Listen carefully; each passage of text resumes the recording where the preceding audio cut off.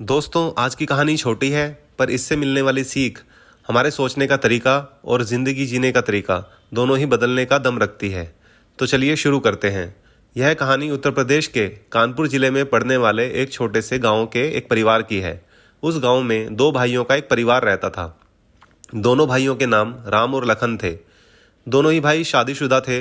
राम की पत्नी का नाम अनुपमा और लखन की पत्नी का नाम जया था। दोनों के दो दो बच्चे थे। राम बड़ा था और लखन छोटा था। शादी से पहले दोनों भाइयों में बहुत गहरा प्रेम था। वह दोनों एक दूसरे का बहुत आदर करते थे। उनकी माँ की मृत्यु बचपन में ही हो चुकी थी तथा जब पिता की मृत्यु हुई उस वक्त केवल राम की शादी हुई थी। लखन का विवाह पिता की मृत्यु के बाद राम व राम की पत्नी अनुपमा ने कराया था। मृत्यु से पूर्व राम लखन के पिता की किराने की एक दुकान थी जो काफ़ी अच्छी चलती थी। दोनों भाई ग्रेजुएशन डिग्री पास थे। लखन गांव के ही पास शहर में सरकारी कार्यालय में क्लर्क नियुक्त हो गया था तथा राम पिता की दुकान संभाल रहा था। दोनों ही परिवार खुशहाली से अपना जीवन यापन कर रहे थे। राम बड़ा समझदार था। उसने अपने जीवन से एक सीख ली थी। उसका मानना था कि विवाह के बाद भाइयों को आपसी प्रेम बनाए रखने के लिए थोड़ी दूरी और घर के निर्णयों में स्वतंत्रता व प्राइवेसी इत्यादि जरूरी है। अतः लखन के विवाह के बाद उन्होंने घर व संपत्ति इत्यादि का निर्विवाद बंटवारा कर दिया।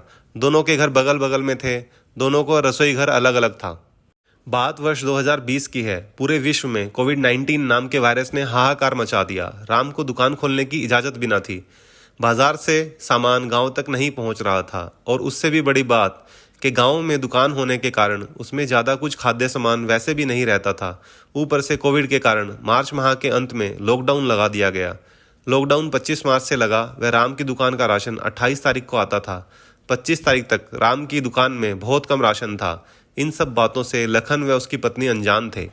उधर लखन के घर में भी केवल 1-2 दिन का राशन ही रखा था। तब लखन की पत्नी जया अनुपमा के पास जाकर बोलती है, भाभी, घर में खाने को राशन नहीं है, आप 10 दिन का राशन दे दो। ये सुनकर अनुपमा कुछ सोचने लगती है। फिर अंदर जाती है और 2-3 दिन का राशन लाकर जया को देते हुए कहती है कि तुम अभी ये राशन ले जाओ, फिर ज़रूरत होगी तो और ले लेना और लॉकडाउन को ध्यान में रखते हुए थोड़ा कम राशन इस्तेमाल करना। जया को ये बात अच्छी नहीं लगती। एक तो 10 दिन का मांगने पर केवल 2 दिन का राशन देना, ऊपर से कंजूसी से खाना खाने को बोलना। वो सोच रही थी कि इनके पास तो राशन की पूरी दुकान है, फिर भी ये कंजूसी कर रहे हैं। खैर, वो इस बात को ज़्यादा नहीं सोचती और राशन लेकर चली जाती है। कुछ दिन बाद दोनों ही घरों में राशन और पैसा खत्म होने लगा था और लॉकडाउन को अनिश्चित काल तक के लिए सरकार द्वारा बढ़ा दिया गया था। 2 दिन बाद जया फिर से अनुपमा के पास जाकर 10 दिन का राशन मांगती है। वह अनुपमा से कहती है, भाभी, बच्चे भूखे हैं, आप 10 दिन का गेहूं चावल इत्यादि दे दो।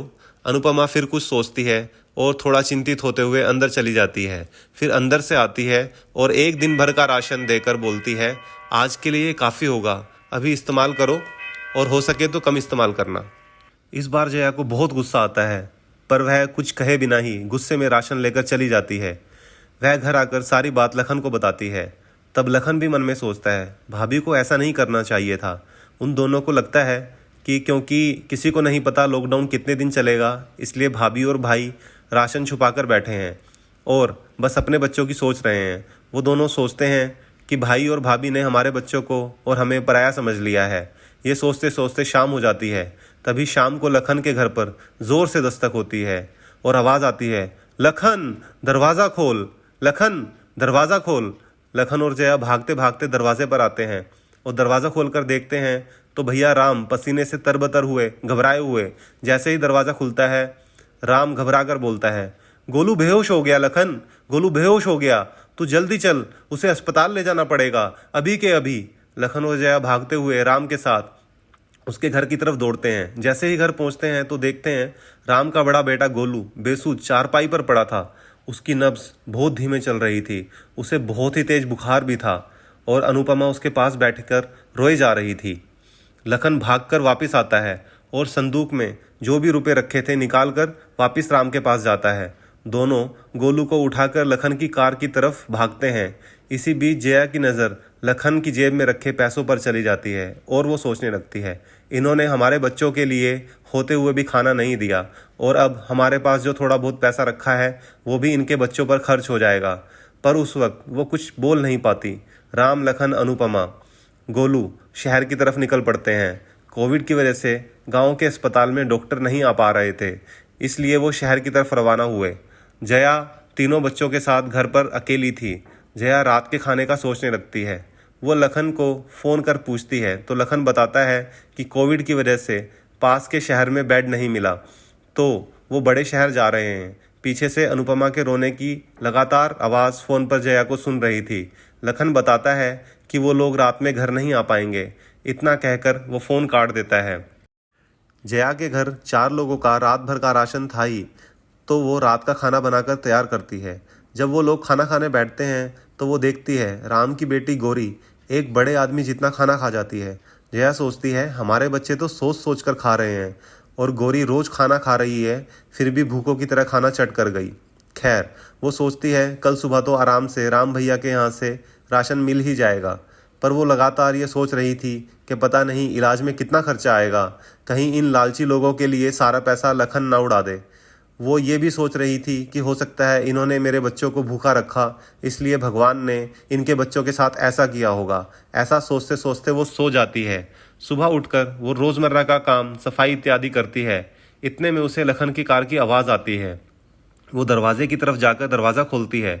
लखन के अंदर घुसते ही पूछती है कितने पैसे खर्च कराए, कहीं सारे पैसे तो नहीं उड़ा दिए उसके इलाज में। लखन उसकी तरफ अजीब सी उदास नज़रों से देखता है और जाकर बिना कोई जवाब दिए चारपाई पर बैठ जाता है। जया फिर से वही सवाल पूछती है। लखन फिर कोई जवाब दिए बिना नीचे ही देखता रहता है। जया को आभास होता है कि उसने लखन के अंदर घुसते ही गोलू के बारे में पूछे बिना पैसों का पूछा। शायद ये बात लखन को अच्छी नहीं लगी। वो ये सोच ही रही होती है कि लखन रोने लगता है और रोते रोते बोलता है हमारी सोच बहुत छोटी है जया, हम बहुत घटिया हैं। इतना कहकर वो फिर से फूट फूट कर रोने लगता है। जया को कुछ समझ नहीं आता। वो पूछती है आप बताओ तो आखिर हुआ क्या, आप क्यों रो रहे हो, गोलू कैसा है। लखन खुद को संभालते हुए अपने आंसू पोंछता है और बताता है गोलू की तबीयत खराब ही इसलिए हुई क्योंकि पिछले 4 दिनों से वो सिर्फ एक वक्त का खाना खा रहे थे। शाम को बस दाल का पानी पीकर काम चला रहे थे। और राम भैया ने तो पिछले 2 दिनों में केवल एक ही रोटी खाई थी। दुकान में भी राशन नहीं था। अब गोलू कमजोरी के कारण बेहोश पड़ा है। इतना सुनकर जया भी फूट फूट कर रोने लगती है। उसे अपनी सोच पर बहुत अफसोस होता है। वो खुद को बहुत छोटा महसूस करने लगती है। अब उसे समझ आ रहा था कि क्यों अनुपमा भाभी उसे ध्यान से राशन इस्तेमाल करने को कह रही थी। वो निशब्द वहीं बैठी रहती है। राम और अनुपमा ने लखन और उसके परिवार को छोटे भाई और भाभी समझकर जितना हो सकता उससे बढ़कर मदद की थी, परंतु लखन और अनुपमा शक के कारण उन्हें समझ नहीं पाए। कुछ देर बाद जया उठ जाती है और पूछती है गोलू को अस्पताल में बेड मिला, अब उसकी तबीयत कैसी है। लखन बोलता है कि बेड तो मिल गया पर डॉक्टर ने कहा है अभी भी कुछ कहा नहीं जा सकता, उसकी तबीयत बहुत ख़राब है, इसलिए मैं भैया भाभी के कपड़े लेने आया हूँ। जया कहती है कुछ नहीं होगा, ऊपर वाला ऐसे लोगों के साथ कुछ गलत नहीं होने देगा। ऐसा बोलकर वो अंदर चली जाती है और थोड़े गहनों का एक पोटला लखन को देकर बोलती है कि आप ये ले जाओ, चाहे कुछ भी हो, गोलू के इलाज में जितना हमसे बन सकेगा हम उतना करेंगे। यह सुनकर लखन को बहुत अच्छा लगता है और वो गहने और बाकी की ज़रूरी चीज़ें लेकर वापस शहर की तरफ चल पड़ता है। तभी पड़ोस के रहीम चाचा का बेटा भागते हुए आता है और बोलता है कि लॉकडाउन में छूट मिल गई, अब सब्जी और राशन वाले यहाँ आ जाएंगे, हम बैंक भी जा सकेंगे। ये सुनकर सब बहुत खुश हो जाते हैं और राहत की सांस लेते हैं। तब लखन कहता है कि तुम भैया राम के सप्लायर से बात कर लेना, वो राशन घर पर ही दे जाएगा। गांव में जिसे भी खरीदना हो तुम राशन दे देना और कुछ राशन अपने लिए रख लेना।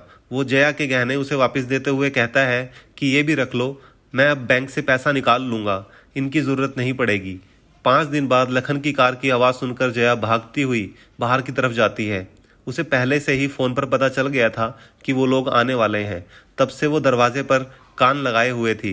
वो सोच रही थी वो लोग कब आएंगे। उसे ये भी पता था कि गोलू अब पूरी तरह ठीक हो चुका था। जैसे ही वो लोग गाड़ी से उतरते हैं वो भाभी और भैया के पैर पकड़ लेती है और रोते हुए कहती है मुझे माफ़ कर दो भैया भाभी, मैंने आपके लिए बहुत गलत सोचा। वो उन्हें रोते हुए सारी बात बता देती है और बोलती है कि आपने क्यों नहीं बताया कि राशन नहीं बचा है।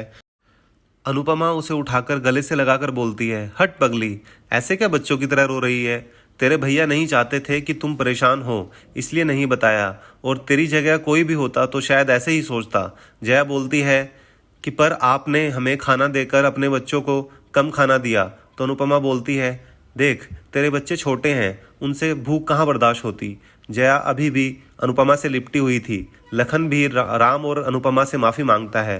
राम कहता है कि तुम दोनों की कोई गलती नहीं, जब अपने बच्चों को भूख लगती है तो कोई भी ऐसा सोच लेगा। लखन और जया को आज अपनी गलती का एहसास भी हो रहा था और एक सीख भी मिल रही थी कि बिना पूरी बात जाने किसी के बारे में कोई राय बनाना कितना गलत होता है। उसके बाद वो लोग खुशी खुशी पहले की भांति रहने लगते हैं।